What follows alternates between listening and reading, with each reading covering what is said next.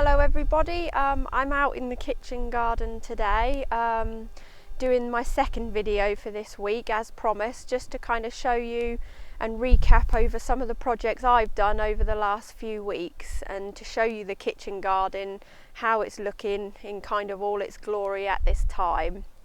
I am using a microphone, so hopefully the wind should not interfere or no jets will interfere with this. And you'll be able to hear me a lot better. I am going to turn the camera around so you won't see me, but you will hear me. I'm first just over by this fencing, just to show you. Right in front of you is two of our hanging baskets. Those are the two of three that I did way back when we first started doing the gardening videos, and as you can see they are in full flower in all their glory. Obviously in really hot weather they are having to be watered every day and they are being fed every week now, so they are looking lovely. And I will show you the herb planter as well, which is actually just outside the doors of Day Therapy. This flower bed, obviously you can see, is just a perennial border that is just full of perennials, full of flowers, everything coming out in all its glory at this time. Here we have, I did a video on growing vegetables in containers, and this was one of the veg I'd grown in a container, and these are beans. And as you can see, they are growing for the skies at the moment and through my greenhouse guttering. We haven't had any fruit from them, but as you can see, the orangey white flowers. It's not going to be long till we will be picking our beans. Beside it is a new addition to the garden this year, and this was a raised bed which was made by our volunteers, and there are some blueberry bushes in there, and I have to say they are fruiting and the fruit is lovely off them, but also as you can see wildflowers and flowers that actually we haven't planted. They have just set seed, have gone berserk in this bed, and it does look amazing. Here we are just outside our kitchen here at the hospice.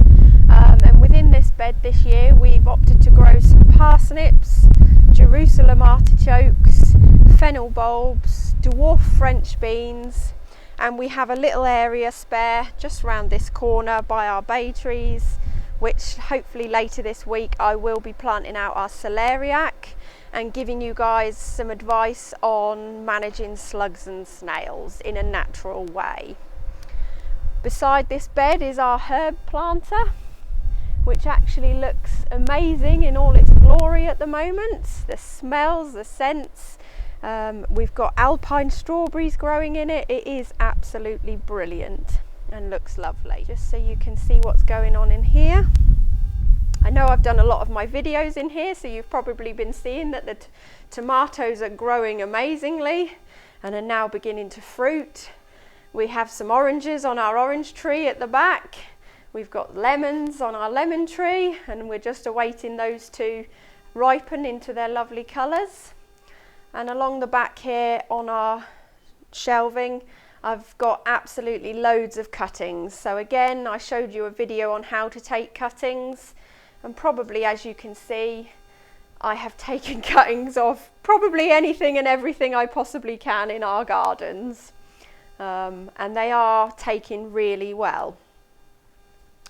Some of them are down here and they have now been potted on, and as I say, these were all cuttings that have taken and are doing really well, so give it a go.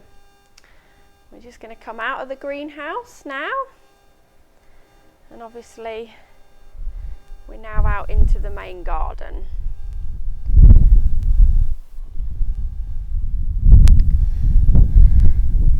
Just down here you can see that we've got our tomatoes in baskets, which actually are also fruiting at the moment. We've also got our herb planter, which I'll just show you. So here's our herb planter just there, which I did in the first video.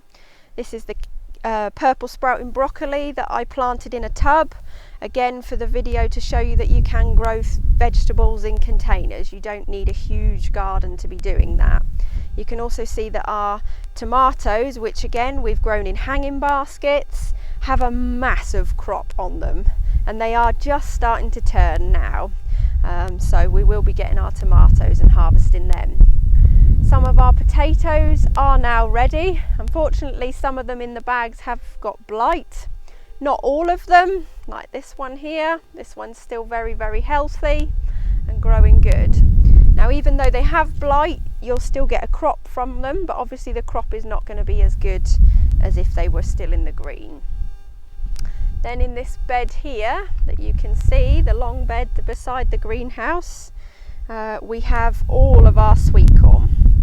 And we grow this kind of en masse because the majority of people absolutely love corn on the cob, and it just seems to grow well here, partly due to the fact that this is a south-facing garden, so it gets sun all day. It is watered regularly, fed regularly, but we also kind of follow the old tradition of planting your sweet corn with your squashes. We don't tend to plant our beans in there as well, but we have planted our kale and our purple sprouting broccoli in between the corn this year to see if it works, on the basis to kind of deter white butterflies from them, and the corn flapping about and things keeps them off it. But we're just trialling that this year. I don't know if you can see at the back beside the greenhouse the containers that have our other veg in. So, you know, we've got our beetroot and our lettuce, cut and come again lettuce, our chard and our carrots, which are all doing brilliantly well. As you can see, the rest of the garden as well is all looking lovely. The raspberries are all now fruiting, not just for us but for the birds. The rest of the fruit bushes are. Our raised beds have just got crop after crop this year so far, and we're doing well. All of our courgettes, which we're going to end up with too many, but there we go. It's the fun of growing it. And as you can see, down here is the bed that I planted all of our dahlia tubers in and some of our annual plants, and I'll just walk there just to show you.